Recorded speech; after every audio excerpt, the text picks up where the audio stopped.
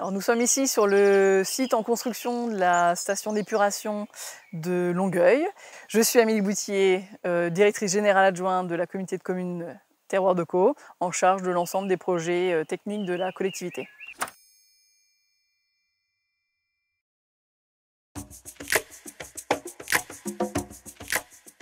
Un des objectifs est d'améliorer donc la qualité de rejet des eaux traitées pour ne pas donc perturber et ne pas dégrader le milieu naturel donc qui est aujourd'hui la rivière la Sanne.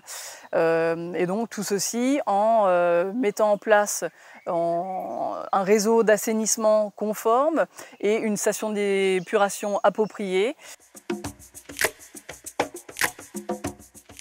Mon rôle dans ce projet-là est donc le suivi, aussi bien en coordonnant l'ensemble des acteurs du projet. Le rôle aussi est de réaliser un certain nombre de réunions, d'informations auprès de nos usagers, auprès des habitants qui sont impactés par notamment la mise en place de ces travaux qui sont conséquents, notamment les déviations qui sont engendrées par les travaux de réalisation des réseaux, mais aussi d'expliquer pourquoi aujourd'hui on fait ces investissements-là.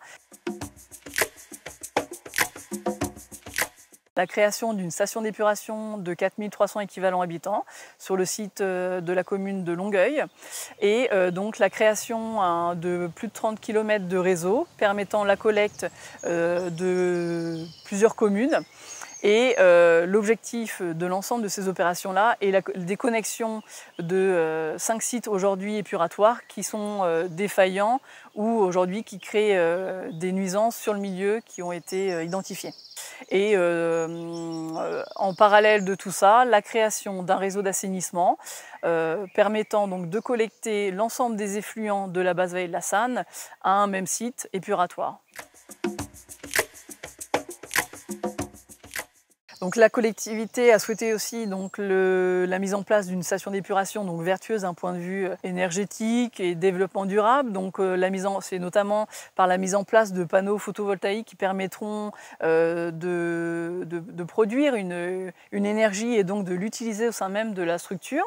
Donc par la mise en place notamment de variateurs spécifiques sur les équipements qui permettent au bon traitement des effluents, des pompes qui sont performantes, permettant d'optimiser les consommations donc, énergétiques.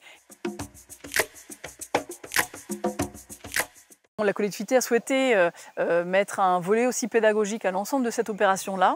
Sur la station d'épuration, une zone sera accessible depuis le chemin de randonnée qui se rend à proximité du site. Elle sera située sur la zone des aménagements permettant aux personnes de s'y balader, de se promener, de voir notamment aussi la végétation qui a été mise en place, a été sélectionnée localement. Seront mis un certain nombre d'aménagements, d'hôtels à insectes, de ruches, et donc tout ça aussi en vue du projet vertueux d'un point de vue environnemental.